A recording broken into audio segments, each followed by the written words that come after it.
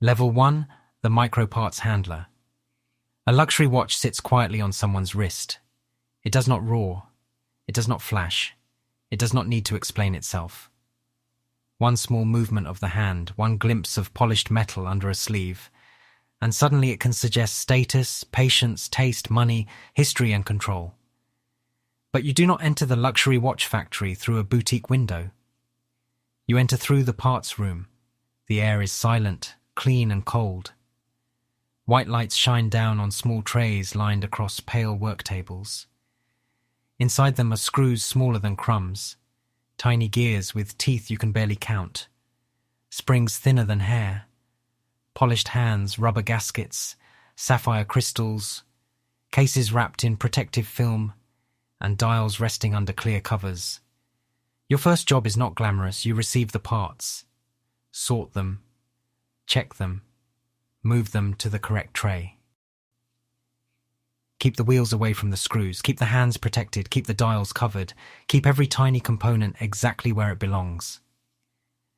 A senior worker places a small gear in front of you with tweezers. It is so light it almost feels unreal. You lean closer under the lamp and notice how perfect it looks, until she tilts it slightly. A faint scratch catches the light, almost invisible. But in this factory, almost invisible is still visible. That small mark could travel forward into the movement, into the case, into the final inspection, into a watch someone may one day pay thousands of dollars to wear. You place the gear into the reject tray. At level 1, the luxury watch is not luxury yet. It is not status, it is not a story, it is just fragile parts under white light, waiting for human hands steady enough not to ruin them. And as you sort the next tray, one question follows you deeper into the factory. How can something small enough to fit on your wrist carry this much pressure? Level 2, the dial and hands preparation worker. At level 2, the watch begins to have a face, not a soul, not a story, not yet, just a face. You leave the parts room and step into a quieter preparation area, where the work tables are brighter, cleaner, and almost painfully still. Every tray has a cover. Every tool has a place. Every movement feels smaller than it should. Nobody rushes here because rushing creates dust, slips, scratches, and mistakes that can ruin something before it ever reaches the movement. Your job is to prepare the dial and hands. The dial lies under a clear cover, flat and silent, waiting to become the part people will look at most. Around it are hands so thin they look like they could bend from a careless breath. Hour hand, minute hand, second hand, small markers, tiny decorative parts. Each piece is simple when seen alone, but together they create the first impression of value. A senior worker shows you how to lift a hand with tweezers. You expect it to feel easy. It does not. The metal is so light that your own hand feels too heavy. You lower it toward the tray, trying not to tilt, trying not to breathe too hard, trying not to let the tip touch anything it should not. Then you see a speck of dust on the dial. It is almost nothing. A point under the light, a tiny interruption on a surface that most people would still call perfect. But under magnification it becomes enormous. The senior worker removes the dial from the station and places it aside for cleaning. No debate. No shortcut. A luxury watch cannot begin its life with dust on its face. At level 1, you learned that luxury begins as fragile parts under white light. At level 2, you learn that appearance begins with discipline. Because the dial is not just decoration, it is the part that meets the owner every time they look down at their wrist. And the next level will take you beneath that face, into the hidden machine that decides whether the watch can actually keep time. Level 3, the movement assembly assistant. At level 3, you go beneath the face. The dial and hands may be what the owner sees, but here, inside the movement assembly room, the real pressure is hidden under bridges, wheels, screws, jewels, springs, and parts so small they seem impossible to trust. The room is almost silent. No loud machines, no conveyor belts, no shouting across a factory floor. Just lamps, magnifiers, padded benches, trays of parts, and the careful breathing of workers who know that one sudden movement can ruin hours of labor. Your job is to assist the watchmaker assembling the movement. You prepare trays, pass tools, check tiny components under magnification, keep dust covers closed, place screws where they can be reached without confusion. Watch as a senior watchmaker lowers a gear into position with tweezers so fine they look more like surgical tools than factory equipment. At first, the movement looks too small to carry much meaning. Then one wheel turns, a second wheel answers it, a third waits for the smallest push. The whole system begins to make sense, not as decoration, but as discipline. Every tooth must meet another tooth. Every bridge must hold without squeezing too hard. Every screw must be tightened enough to secure, but not so much that it damages what it is meant to protect. The senior watchmaker lets you place one tiny screw near the edge of the plate. Your hand feels enormous. You lower the tool slowly. The screw catches, turns, settles, then the watchmaker stops you. Not more. You freeze. To you it feels unfinished. To her, one more turn could be too much. That is when you understand the strange violence of precision. You can destroy something valuable without force. You can ruin it by applying just a little more pressure than it can accept. At level 2, you learn that appearance begins with discipline. At level 3, you learn that time begins with restraint. Because inside a luxury watch, power is not loud. It is controlled by pieces small enough to disappear, yet important enough to decide whether the watch lives or fails. And once the hidden movement begins to come together, the next level brings you back to the outside, where polished metal must look effortless, even though one wrong touch can erase its value. Level 4, the case. Polishing worker. At level 4, you leave the hidden machine and return to the surface. The movement may decide whether the watch can keep time, but the case decides what people believe before they ever hear it tick. A luxury watch is judged first by light. How the edge catches it, how the bezel reflects it, how the side of the case curves into shadow, how one polished surface makes the whole object feel heavier than its size. You step into the polishing area and the silence changes. It is still controlled, still careful, but not as quiet as movement assembly. Small polishing wheels spin behind protective covers. Cloth buffs turn under soft lamps. Workers hold metal cases with a kind of pressure that looks gentle until you understand what is at risk. Your job is to assist the case polishing process. You prepare unfinished cases. Check protective film. Move polished pieces into clean trays. Watch the senior polisher work the side of a case against a rotating wheel with almost invisible control. The metal changes slowly. A dull surface becomes bright. A brushed edge becomes defined. A curve begins to carry light like water. At first, polishing feels like making something shiny. Then the senior polisher shows you a damaged sample. The case is bright, but wrong. One edge is softened too much. The line that should be sharp has disappeared. It still looks expensive to an untrained eye, but inside this factory, it has lost part of its shape. That is when you understand the danger. You can ruin luxury by removing too much. Not by breaking it. Not by scratching it. By making it smooth in the wrong place. By chasing shine until the design loses discipline. You hold an unfinished case under the lamp and turn it slowly. Every reflection reveals a decision. Every edge has to stay alive. At level 3, you learn that time begins with restraint. At level 4, you learn that beauty also requires restraint. Because luxury is not simply polish, it is knowing where to stop. And once the case is finished, the next level will seal the movement, the dial, the hands, the crystal, and every hidden risk into one object people will call complete. Level 5, the crystal and case assembly worker. At level 5, the watch begins to close around its secrets. Until now, everything has been exposed, the dial under a cover, the hands in their tray, the movement under magnification, the polished case turning slowly under light. Every part could still be inspected, adjusted, cleaned, corrected, rejected. But now those parts begin to come together. You step into the crystal and case assembly area, where the benches are clean enough to make you nervous. Sapphire crystals rest in soft trays. Rubber gaskets sit in tiny circles. Casebacks are lined up beside polished cases. Tools for pressing, sealing, and fitting are arranged with surgical order.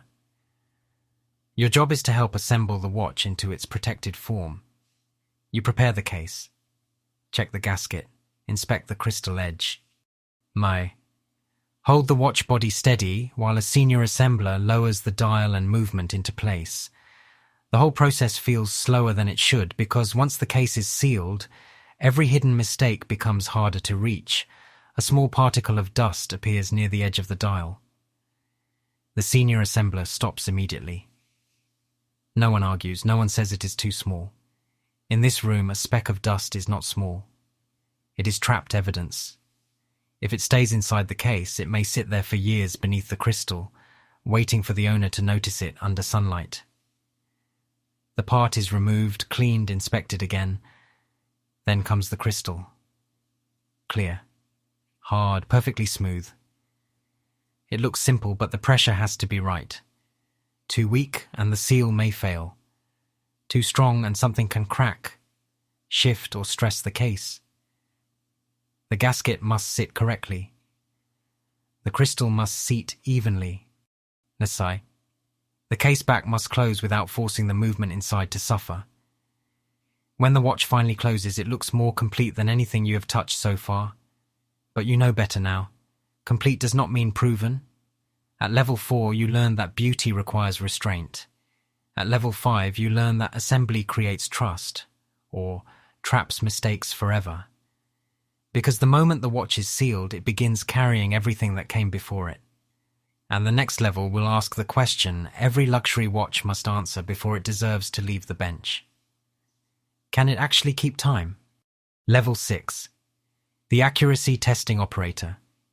At level 6, the watch is already beautiful. That is why the testing room feels so unforgiving. The case is polished, the crystal is sealed, the dial is clean, the hands are in place.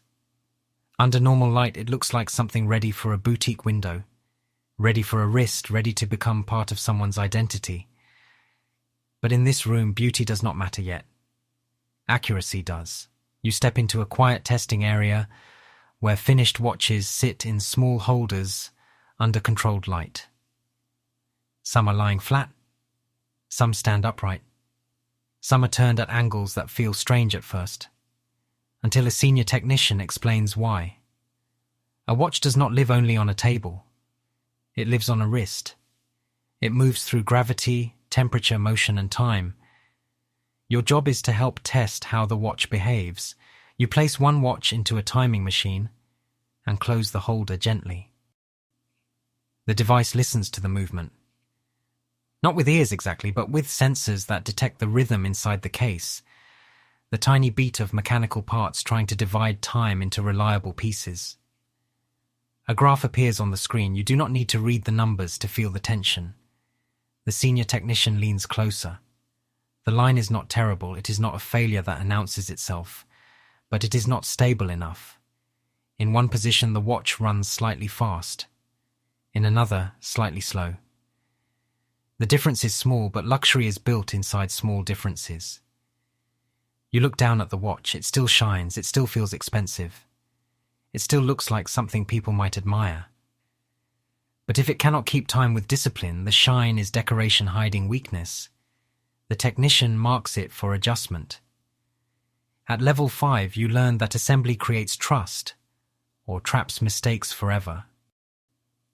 At level 6, you learn that beauty must answer to time. Because a luxury watch is not expensive only because it looks perfect. It is expensive because someone expects perfection to continue, second after second, long after the factory lights are gone. And once the watch proves whether it can keep time, the next level will test whether it can survive the world outside the quiet room. Level 7, the water resistance and durability tester. At level 7, the watch leaves the quiet idea of luxury and enters the reality of use. Until now, everything has happened under soft lamps, clean trays, magnifiers, and careful hands. The watch has been protected from dust, pressure, scratches, and careless movement. It has been treated like something delicate enough to deserve silence. But the person who buys it will not keep it under a lamp. They will wear it. They will walk through rain, wash their hands, sweat under a shirt cuff, knock it lightly against a desk, step from cold air into heat, move their wrist hundreds of times a day without thinking about what is happening inside the case. So the factory has to think about it for them. You enter the durability testing room and the atmosphere feels colder, more technical. There are pressure chambers, ceiling testers, vibration machines, water trays, thermal cabinets, and small holders where watches are locked into place like evidence. Your job is to help test whether the watch can survive the outside world. A senior technician places one finished watch into a pressure test chamber. The case looks calm under the glass dome. Polished, expensive, almost too refined to be treated like equipment. Then the test begins. The machine hums softly. Pressure rises. You watch the technician's face instead of the watch because the watch itself reveals nothing at first. No drama. No movement. Just a sealed object being quietly challenged. When the chamber opens, the watch is inspected again. Crystal edge, case back, crown, gasket, no visible issue. Then it goes into another station, a light vibration test, a controlled water exposure, a temperature change. Each test seems small compared to the price of the watch, but that is exactly why it matters. Luxury cannot only look perfect in a box, it must stay trustworthy on a wrist. Then one unit is flagged, not broken, not flooded, not destroyed. Just a tiny sealing concern near the crown area. The technician does not shrug. The watch is pulled from the line and marked for deeper inspection. At level 6, you learn that beauty must answer to time. At level 7, you learn that luxury must answer to life. Because outside the factory, a watch is not protected by white gloves. It is protected only by how well everyone inside this building did their work. And once the watch survives pressure, water, vibration, and temperature, there is still one final human judgment before it can leave the factory. Level 8, the final quality inspector. At level 8, the watch looks ready to leave. That is exactly why your job becomes harder. The case has been polished, the crystal is sealed, the dial is clean, the hands are aligned, the movement has been tested for accuracy, the watch has survived pressure, water resistance checks, vibration, and temperature changes. To almost anyone else, it already looks finished. But final inspection is not about almost anyone. You sit at a white inspection table under a strong lamp, wearing gloves that make every movement feel formal. The finished watch rests on a soft tray in front of you.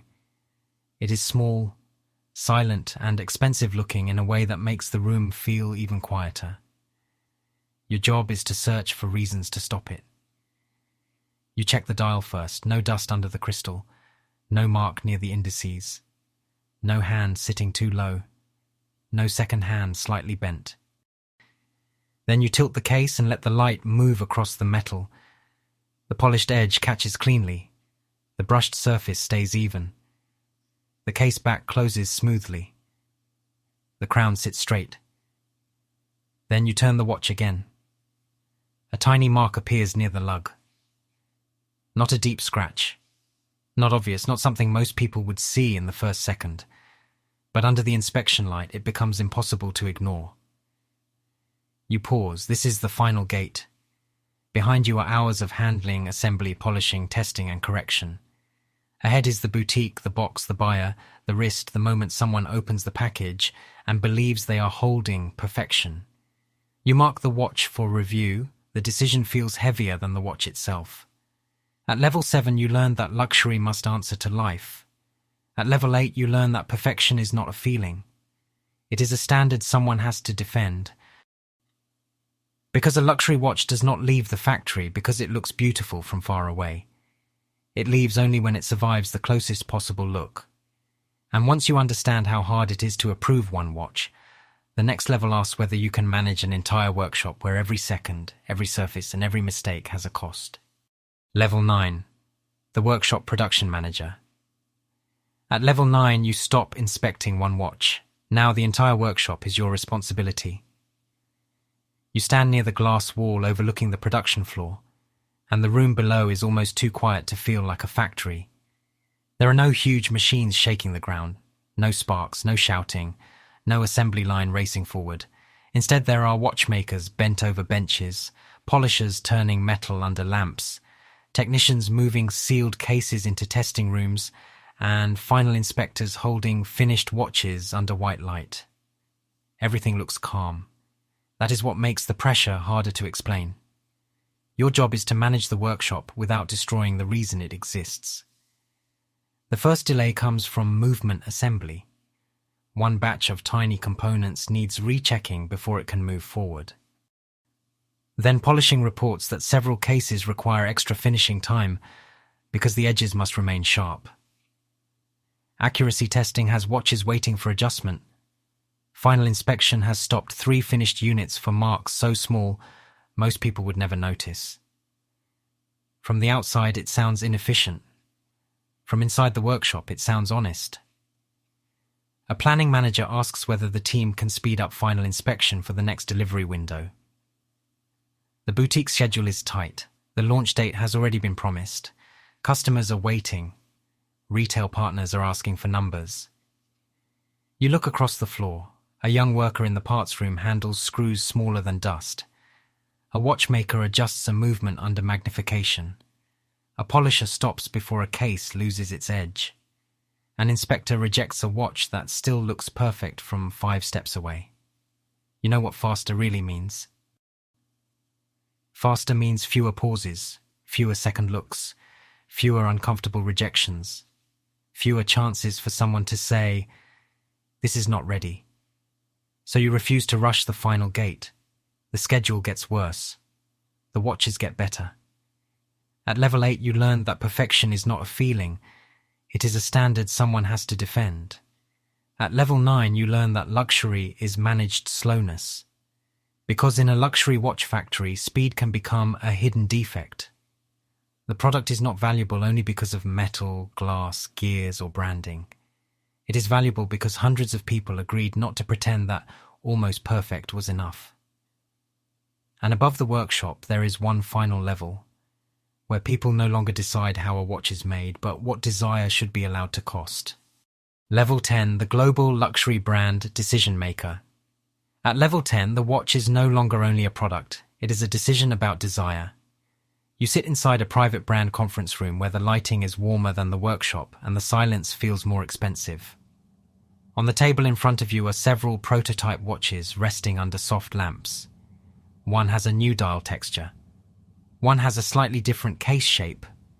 One has a color that marketing believes younger buyers will notice. Another is almost unchanged from a classic design, but that is exactly why collectors may want it. Around the table are designers, finance executives, production planners, marketing strategists, distribution managers, and senior brand leaders. Each person sees the watch differently. Design sees proportion. Production sees difficulty. Finance sees margin. Marketing sees story. Collectors see scarcity. And you have to see all of it at once. Your job is to decide which model becomes real, how many pieces will be made, how it will be priced, where it will be sold, and what story will surround it before anyone ever wears it. One proposal is tempting: increase the production run. More watches, more revenue, more boutiques satisfied, more customers able to buy instead of wait. The charts make it look reasonable. Demand is there. The market is hungry. The brand could move faster, but you remember the workshop. You remember the worker sorting screws smaller than crumbs. The dial rejected for a speck of dust. The movement screw that could not take one more turn. The case edge that disappeared when polished too far. The watch pulled from final inspection because of a mark near the lug. You know every extra piece is not just a number. It is more pressure on hands, eyes, tools, benches, testers, inspectors, and people trained to say no when almost perfect is not enough. If you produce too many, the watch may stop feeling rare. If you produce too few, the market becomes frustrated. If you tell the wrong story, the watch becomes metal and glass pretending to be meaning. If you chase demand too hard, luxury becomes volume wearing a nicer suit. The room waits. You approve the model. But not the aggressive production plan. You choose a controlled release. Fewer pieces. Slower rollout. More inspection time. More protection for the workshop. A story built around precision and patience, not hype. Some people at the table look disappointed. Others understand immediately. At level 9, you learned that luxury is managed slowness. At level 10, you learn that brand power is controlled scarcity. Because the highest level of a luxury watch factory is not only about making watches, it is about deciding how much time, craft, rarity, and desire the world is allowed to touch. You started with parts so small they could vanish under a lamp. Now you decide what time should cost. You began with a luxury watch sitting quietly on someone's wrist. Small, polished, silent, almost effortless. From the outside, it looked like status made physical. A clean case, a perfect dial, a smooth crystal, a few hands moving over a surface that seemed calm enough to hide everything behind it. But inside the factory, nothing felt effortless. At the lowest level, the watch was not luxury yet. It was screws smaller than crumbs, gears light enough to vanish, springs thinner than hair, crystals under covers, dials protected from dust, and trays handled with careful hands. One scratch, one misplaced part, one careless breath could send a mistake deeper into the system. Then the watch began to gain a face. The dial had to stay clean, the hands had to be protected. A speck of dust that most people would never notice became large enough to stop the work. Beneath that face, the movement came together piece by piece, and you learned that time does not begin with force. It begins with restraint. You saw how a screw could not take one more turn. You saw how a case could lose its value if polishing went too far. You saw how a crystal and gasket could seal trust into the watch, or trap a mistake inside forever. Then came the tests. The watch had to prove it could keep time. It had to survive pressure, water, vibration, temperature, and the ordinary life of a wrist outside the factory. It had to pass final inspection under a light strong enough to reveal what pride might want to ignore. And when you reached the management level, the factory became something even more delicate than the watch itself. A system of people trained to slow down. A system where almost perfect was not allowed to become good enough. At the highest level, the watch became more than metal, glass, gears, and branding. It became scarcity. It became desire. It became a decision about how much time, patience, craft, and status the world is allowed to touch. A luxury watch does not become valuable only because it tells time. It becomes valuable because so many people inside the factory refuse to let time be treated cheaply. You started with parts small enough to disappear under a lamp. Now you understand what they were really building, not just a watch, a controlled piece of time. If you want to see another hidden system from the bottom to the top, comment which factory, brand, or global production chain we should enter next. And subscribe for more stories from inside every level.